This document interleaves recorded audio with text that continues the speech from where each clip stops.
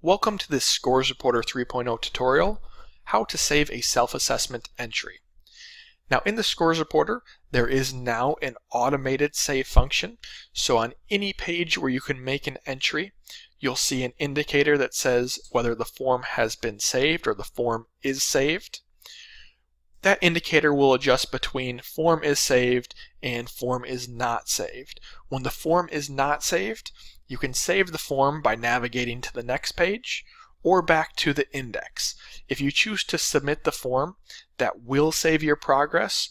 Just know that a form can only be submitted if all of the items within that form have been responded to. Now we'll see that if we do not provide any additional responses on this page and we don't navigate away from the page, our form is not saved status icon will update to form is saved, and that'll let us know that anything we've entered into the form thus far has been retained. Now if we navigate to the next page, we'll continue to receive that same message that our form is saved until we update the form in any way, whether we added a score or supporting evidence and anecdotes. Each time we do that, we're going to have that status icon switch back to the form is not saved.